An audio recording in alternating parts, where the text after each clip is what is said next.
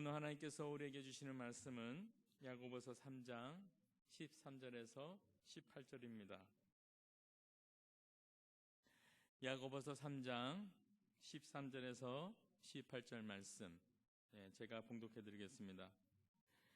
너희 중에 지혜와 총명이 있는 자가 누구뇨? 그의 선행으로 말미암아 지혜의 온유함으로 그 행함을 보일지니라. 그러나 너희 마음속에 독한 시기와 다툼이 있으면 자랑하지 말라.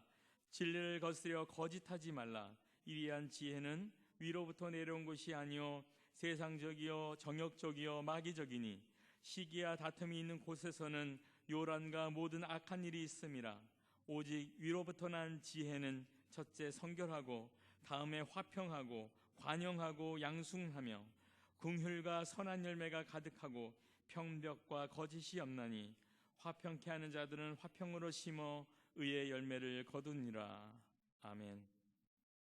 오늘은 위로부터 난 지혜라는 제목으로 함께 은혜를 나누고자 합니다. 오늘 말씀 시작을 보면 야고보가 질문하죠. 여러분 중에 누가 지혜와 총명이 있는 자입니까? 이렇게 물어봅니다.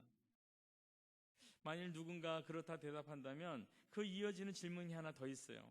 그렇다면 당신은 지혜로운 사람답게 온유한 마음을 가지고 착한 생활을 함으로 그 증거를 보여주고 있느냐 물어봅니다.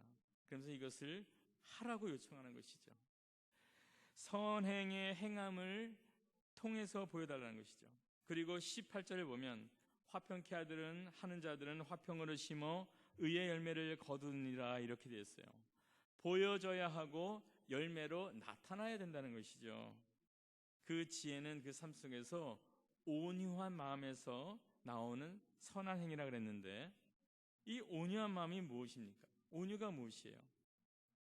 성경에서 말하는 온유는 그냥 부드러운 사람을 말하는 게 아니라고 전에도 한번 말씀드렸을 거예요. 성품이 온화한 자를 말하는 것이 아니에요.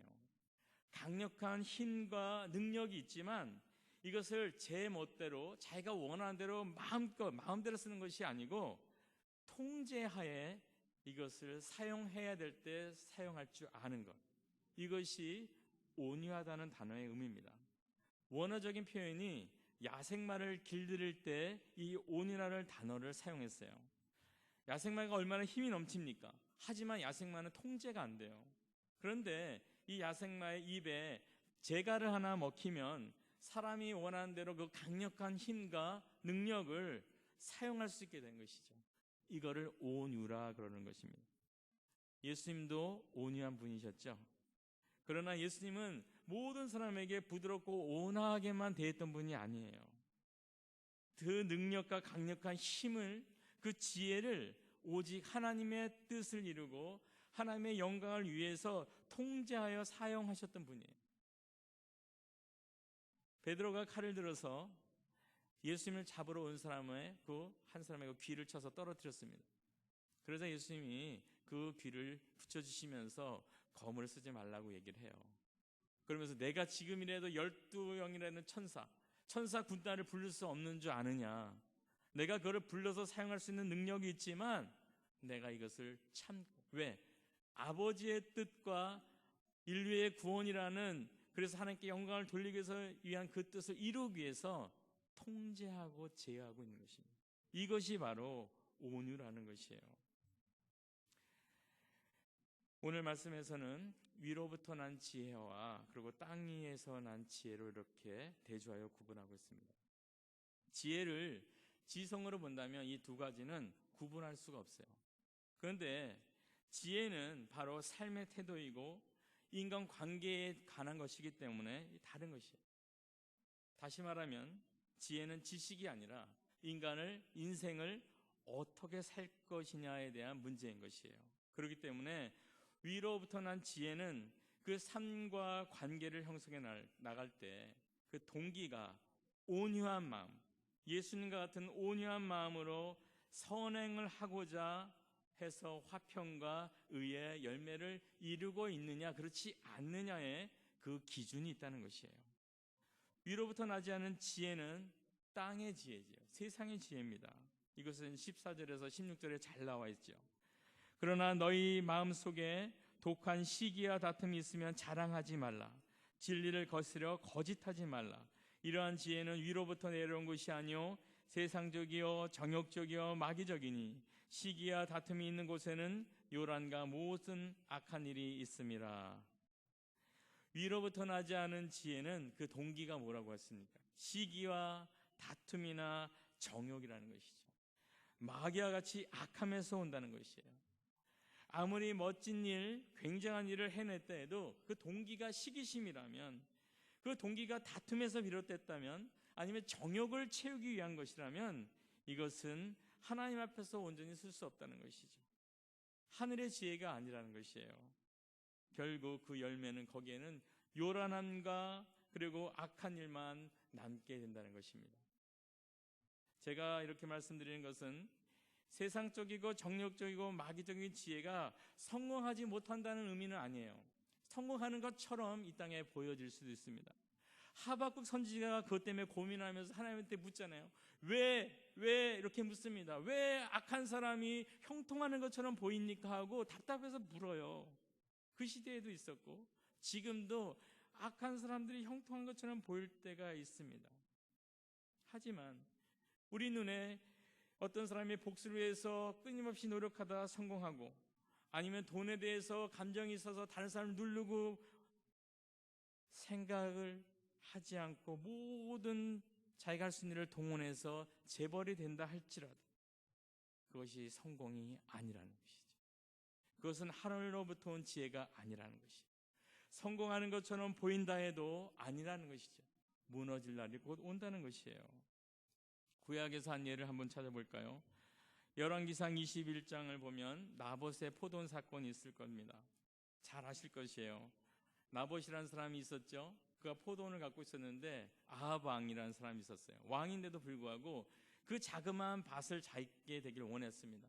하지만 나봇은 그 포도원을 포기하지 않았어요. 왜요? 조상한테 물려받았기 때문에, 그것은 조상 거기 때문에, 자기의 족속에 속한 거기 때문에 그것을 줄 수가 없던 거예요. 결국은 그걸 거부하자 이 아합 왕이 들어놓습니다. 그러자 그 아내 되는 이세벨이 사람들을 불러요. 그래서 거짓 증인을 세워서 이 나봇이라는 사람을 돌로 쳐 죽입니다. 그래서 그 포도원을 가져와요. 그래서 아합 왕한테 줍니다. 악한 지혜를 동원해서 악한 목적을 가지고 이 일을 이루었습니다. 성공한 것이죠. 세상적으로는 성공한 것처럼 보입니다. 그런데 그 결과는 어떻습니까? 화평이 아니에요. 엘리야 선지자를 통해서 심판을 예고받습니다. 열왕기상 21장 19절을 보면 개들이 나봇의 피를 핥은 곳에서 개들이 내 피 곧 내 몸의 피도 핥으리라. 개들이 이스라엘 성 곁에서 이세벨을 먹을지라. 이렇게 얘기를 합니다. 결국 이 예언의 말씀대로 이루어졌죠. 물론 아합 왕은 이 말씀을 듣고 회개했기 때문에 아합 왕에게는 이런 일이 일어나지 않았어요. 하지만 이세벨에게는, 그 아합의 후손들에는 이런 일이 그대로 이어졌다는 것이죠. 아간에제는 어떻습니까? 그는 하나님의 명령대로 모든 여리고성의 전투에서 취득한 물건을 하나님의 곳간에 넣어야 되는데 그러지 않았어요. 욕심이 나서 훔쳤습니다. 세상적으로 이 재물을 갖게 되었죠. 일시적인 성공을 한 것처럼 보였지만 그 결과는 이스라엘 백성들이 아이라는 성에 공격하러 갔다가 이스라엘 백성들이 36명이 죽는 일이 벌어져요. 그리고 결국 자기가 속한 가족이 모두 돌에 쳐 죽임을 당하는 일을 당합니다. 세상의 지혜는 우리가 당장 눈에는 무엇인가 얻을 수 있을 것 같지만 결국은 무질서해지고 문제가 생기고 혼돈과 혼란을 가져온다는 것이죠. 가정이 시끄러워지고 직장이 혼란해지고 우리의 삶이 혼란해지는 일이 생길 수 있다는 것입니다. 그렇기 때문에 우리는 추구할 것이 뭐예요? 위에서로부터 참 지혜를 추구해야 되는 것입니다. 우리가 어떤 지혜를 추구하는지 한번 생각해 보시고 우리가 앞으로 이 하늘로부터 온 지혜를 추구할 수 있는 모두가 되길 바랍니다. 이제 구체적으로 17절에 기록한 하늘에서 온 지혜에 대해서 잠깐 생각해 보고자 합니다. 오직 위로부터 난 지혜는 첫째 성결하고 다음에 화평하고 관용하고 양순하며 긍휼과 선한 열매가 가득하고 편벽과 거짓이 없나니 이렇게 되어 있어요. 첫 번째가 성결입니다. 위로부터 난 지혜는 첫째가 성결이에요. 성결이라는 것은 죄된 것이 조금도 없이 깨끗함을 말합니다. 오염되지 않았다는 것이죠.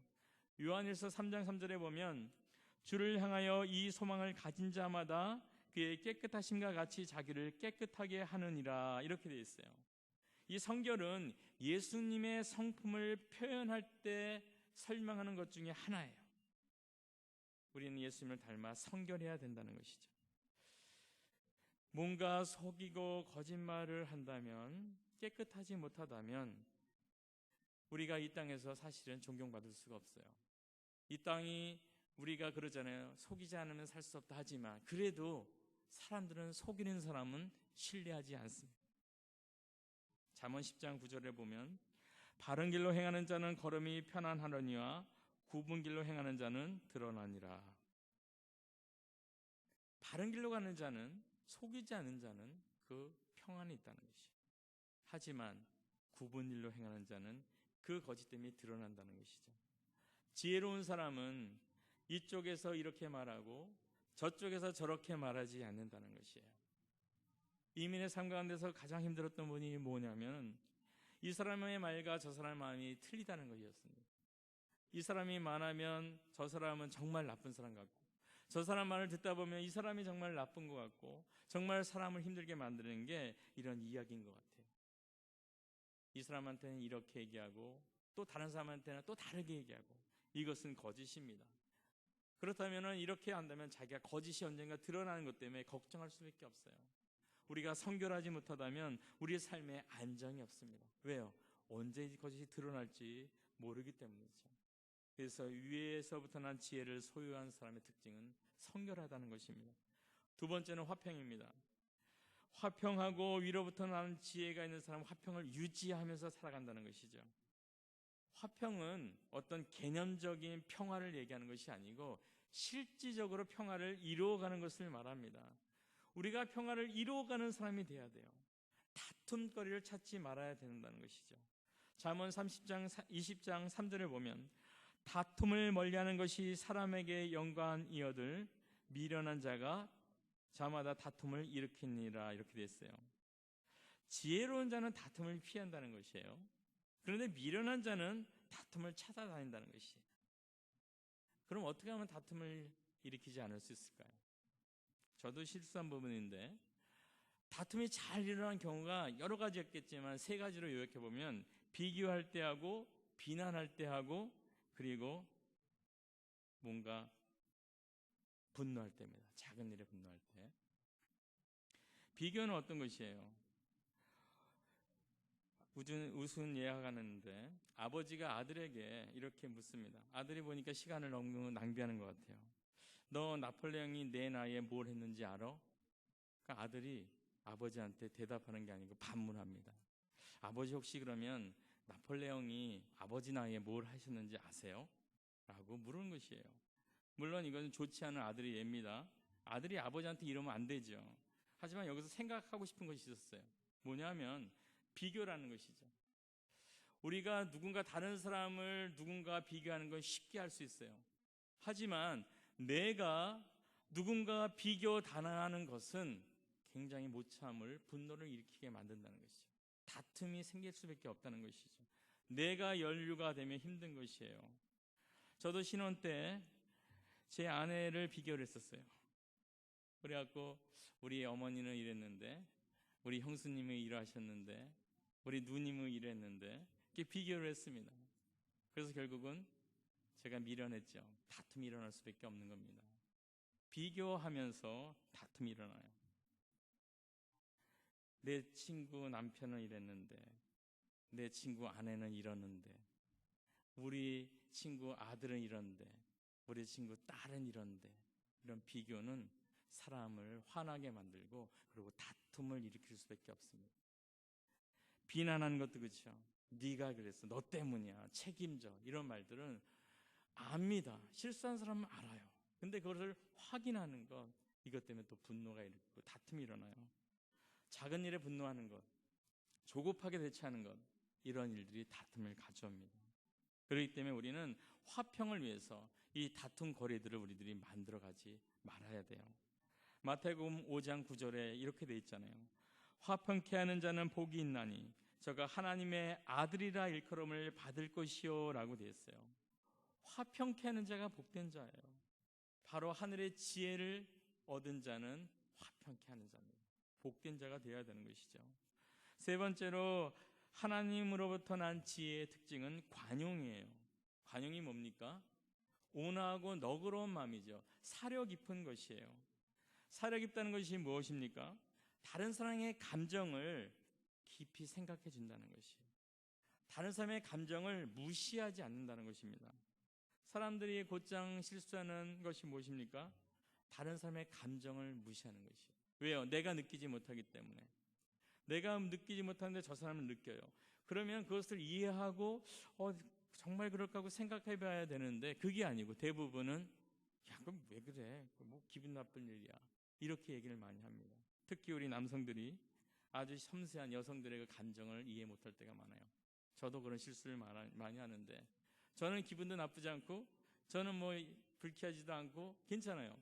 근데 때로는 여성들은 아주 예민하기 때문에 그거에 대해서 힘들어할 때가 있더라고요. 근데 이것을 무시하면 안 되는 것이죠. 인정해 줄 수 있어야 되는 것입니다. 이것이 사려 깊은 사람, 관용하는 사람입니다. 지혜자는 그렇기 때문에 또 자기 혀를 잘 사용을 해야 돼요. 다른 사람을 자기 감정적으로 상하지 않도록, 내 말로 상하지 않도록 조심해야 되는 것이죠. 네 번째가 양순입니다. 양순은 순종할 수 있는 마음인데 약간 합리적이고 기꺼이 들을 줄 아는 그런 마음을 얘기해요. 다른 사람의 생각이나 제안을 이렇게 받아들일 수 있는 마음, 이게 양순이에요. 양순하다는 것은 겸손하다는 것이죠. 교만하면 다른 사람의 얘기를 받아들이지 않아요. 항상 누구에게나 배울 자세를 갖고 있고 자기 방어가 아니고 자기 합리화를 하지 않고 열려 있는 것, 이것이 양순입니다. 양순의 반대가 그럼 뭡니까? 나만 옳고 내 생각이 맞고 다른 사람을 틀리고 내 방식대로 따라와야 된다는 고집불통이 바로 양순과는 반대되는 개념이에요. 그렇기 때문에 양순한 사람은 어떻습니까? 자녀의 얘기를 들을 수 있는 사람입니다.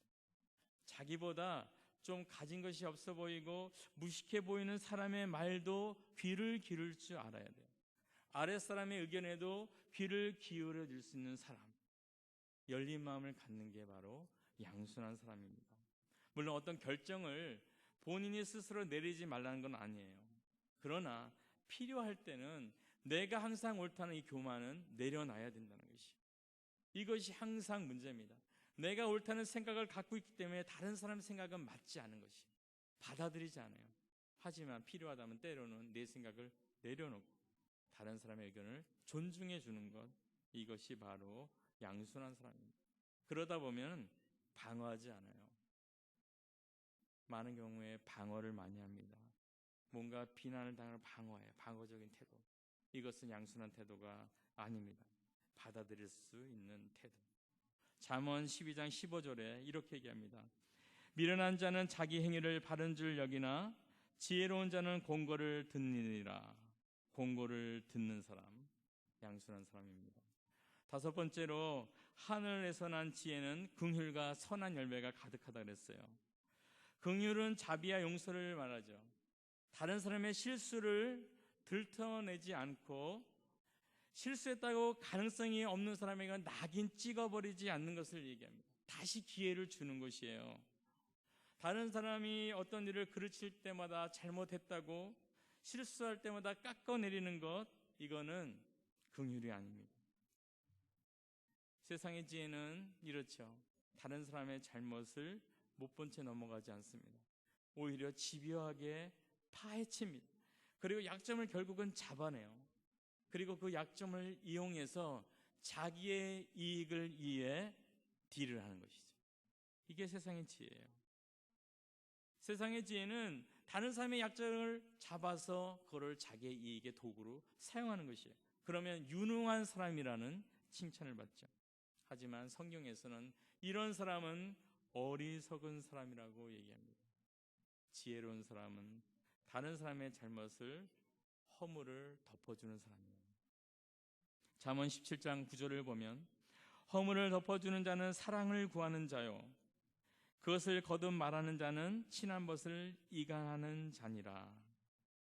우리가 지혜로운 사람이라면 다른 사람의 실수를 깨끗이 지워버리는 것이 가장 좋습니다. 실수로 넘어졌을 때 판단하지 않는 것이 지혜로운 것이에요. 몬트리올도 눈이 많이 오죠. 그리고 미끄럽습니다. 하지만 위니펙도 정말 눈이 많이 오고 미끄러워요. 그래서 잘 넘어집니다. 저도 미끄러워서 몸이 넘어졌는데 몸이 붕 떴다가 땅에 떨어질 정도로 쿵 소리가 날 정도로 그렇게 심하게 넘어본 적이 있어요. 참 아팠습니다. 근데 이 아픈 것보다 더 큰 감정이 뭐였냐면 창피하다는 거였어요. 그때 우리 청년들이 보고 있었거든요. 창피하다는 느낌이 더 먼저 왔습니다. 이때 무엇을 기대하겠습니까? 넘어진 사람이. 와, 목사님이 넘어졌어요. 막 비웃는 것을 기대했을까요? 아니면 그래도 목사님 괜찮으세요? 일어나세요 하고 손을 내미는 사람을 기대했을까요? 저는 후자를 기대했습니다. 이해하고 격려해 주는 것. 우리의 삶 가운데도 넘어질 때가 있어요. 그럴 때 긍휼에서 나오는 그 격려가 필요한 것입니다. 내가 넘어졌을 때 누군가 나의 손을 잡아주는 것을 원하는 것처럼 누군가 넘어졌을 때 그 사람이 원하는 것은 손 잡아서 일으켜주는 것입니다.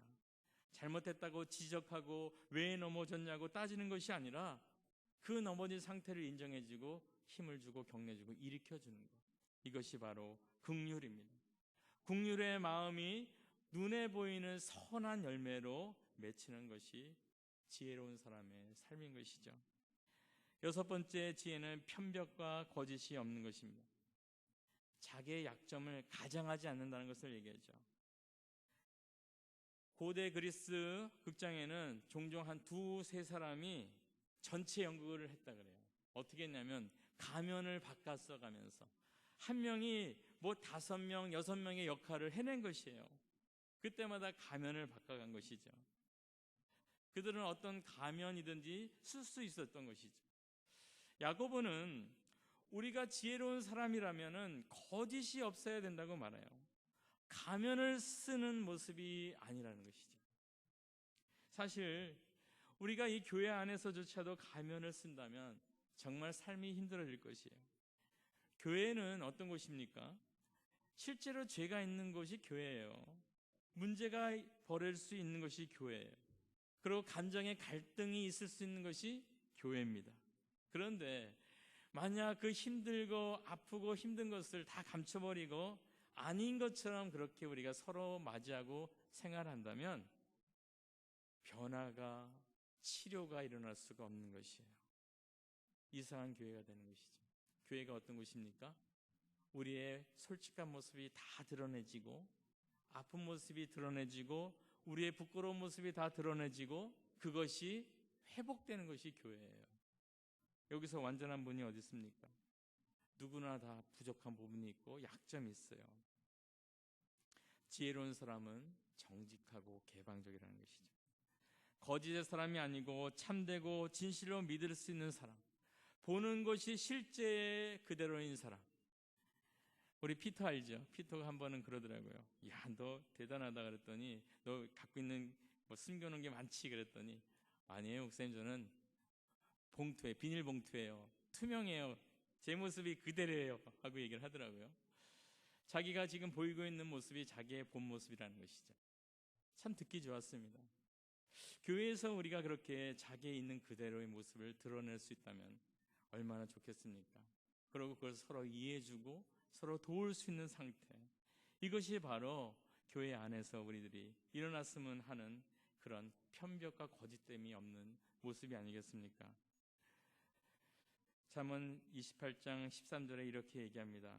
자기의 죄를 숨기는 자는 형통치 못하나 죄를 자복하고 버리는 자는 불쌍히 여김을 받으리라, 이렇게 이야기합니다. 세상에서는 처세술이라고 있어도 없는 척, 없어도 있는 척 하는 게 그게 처세술이라고 합니다. 하지만 교회에서는 아니죠. 없으면 없는 척 그대로, 있으면 있는 것을 보여주는 게 교회의 모습입니다. 한국의 남은교회가 제 모교회라고 말씀드렸을 거예요. 제가 여기 평신도로 있을 때 결혼한 지 3년 이내에 신혼 부부들만의 모임이 있었어요. 거기 지도하시는 목사님과 성경 공부를 하는데 나눔의 시간이 있었습니다. 근데 거기서 깨달은 건 이거예요. 신혼 부부가 사실은 고민이 많죠. 꿍꿍거리고 있는 부분들이 있어요. 근데 그게 뭐냐면 나만 겪는다고 생각하는 것이에요. 부인과 나 사이에 나만, 우리 가정만 이런 어려움이 있다고 생각하는 것입니다. 한데 이렇게 신혼부부들이 모여서 나누다 보니까 똑같은 문제가 벌어지는 거예요. 나의 힘든 문제가 바로 내 같은 그 형제의 힘든 문제고, 제 아내의 힘든 문제가 바로 그 자매들의 힘든 문제였어요. 남자와 여자의 차이, 그리고 그동안 다른 생각을 갖고 있던 사람들이 만나면서 오는 그런 다른 점의 차이였던 것입니다. 그것을 알고 나니까 이게 보편적인 어려움이구나. 이걸 알고 나니까 위로가 되고 해결점을 찾게 되는 것이에요. 지혜로운 사람은 편벽과 거짓이 없기 때문에 자기의 약점을 드러낼 수 있는 것이에요. 가장하지 않습니다. 그렇기 때문에 치료가 되고 다시 새로워질 수 있는 기회가 있는 것이에요. 그리고 그 어려운 모습을 내놨을 때는 서로 귀하게 여기고 존중해 주는 모습이 우리 가운데 있어야 돼요. 그럴 때 동일한 문제이기 때문에 해결점을, 실마리를 서로 찾게 되는 것이죠. 한번 생각해 보세요. 제가 이제 하늘에서부터 내려온 지혜에 대해서 말씀을 드렸습니다. 우리가 여태까지 어떤 삶의 모습으로 살아왔습니까? 만약 지혜로운 삶을 사셨다면 그렇게 계속 해나가시면 됩니다. 하지만 내가 생각했던 그 지혜와 하늘의 지혜하고 다르다면 우리는 바꿀 수 있어야 돼요. 그리고 지혜는 아까 말씀드렸죠. 지식이 아닙니다. 삶을 어떻게 살아가야 되는지 관계에 관한 문제예요. 그렇기 때문에 지혜는 하나님만이 줄 수 있습니다. 우리가 읽었던 야고보서 1장 5절이죠. 너희 중에 누구든지 지혜가 부족하거든 모든 사람에게 후히 주시고 꾸짖지 아니하시는 하나님께 구하라. 그리하면 주시리라. 지혜는 선물이라는 것이죠. 골로새서 2장 2절 3절도 이렇게 되어 있습니다. 하나님의 비밀인 그리스도를 깨닫게 하려 함이라. 그 안에는 지혜와 지식의 모든 보화가 감추어 있느니라. 지혜는 그리스도 인격 안에 있다는 것이죠. 우린 예수 그리스도가 우리 안에 계신 성도입니다. 성령이 우리 안에 계신 그런 성도예요. 지혜의 근원인 예수님 우리 안에 있다는 것이죠.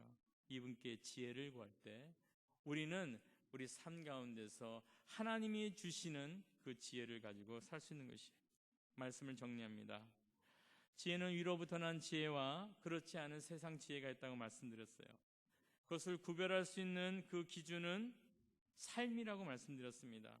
관계라고 말씀을 드렸어요. 그리고 우리가 어떻게 삶을 살아가느냐의 문제라고 말씀을 드렸습니다. 구체적으로는 17절에 나왔다고 말씀드렸죠.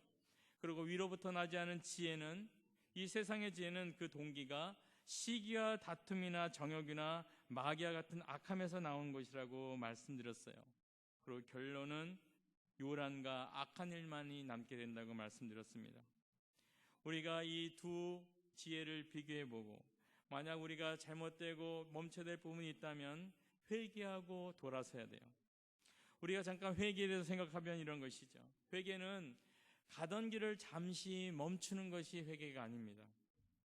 시기하고 다툼의 마음을 가지고 있고 거짓말하고 정욕적으로 살았어요. 이것을 잘못했습니다. 눈물을 흘리면서 막 회개를 합니다. 그리고 그 삶을 중단해요. 그러다 다시 동일한 삶을 살아가는 것, 이건 회개가 아닙니다. 멈춰섰다면 돌아서는 것이 회개죠. 여태까지 내가 세상의 지혜의 방식을 따라 살아왔다면, 이제 그것을 깨달았다면 이제 돌아서서 하나님이 원하시는 성결하고 화평하고 관용하고 양순하고 긍휼과 선한 열매가 가득하고 편벽과 거짓이 없는 그 지혜를 따라 살려고 노력하는 것, 이것이 바로 회개입니다. 우리 삶을 한번 돌아다보고 바라기는 정말 하나님께서 기뻐하시는 위로부터 난 지혜로운 사람의 삶을 살아갈 수 있는 우리 모두가 되길 바라겠습니다. 우리 기도하겠습니다. 하나님 감사합니다. 세상의 지혜는 시기와 다툼과 거짓과 정욕적이라고 말씀하셨습니다. 그렇기 때문에 그 결과도 너무나 허무하고 악한 것으로 결말을 맺는다고 말씀하셨습니다. 하나님, 우리가 어떤 삶을 살았는지 한번 생각해보고 이제는 세상의 지혜가 아니라 위로부터 난 하늘의 지혜를 따라 사는 저희들이 되기를 원합니다. 성결하고 화평하여 관용하여 양순하며 긍휼과 선한 열매가 가득하며 편벽과 거짓이 없는 그 하늘의 지혜를 따라 살아감으로 아름다운 열매를 맺어갈 수 있는 저희들이 될 수 있도록 하나님 도와주시옵소서. 우리 주 예수님의 이름으로 기도드립니다. 아멘.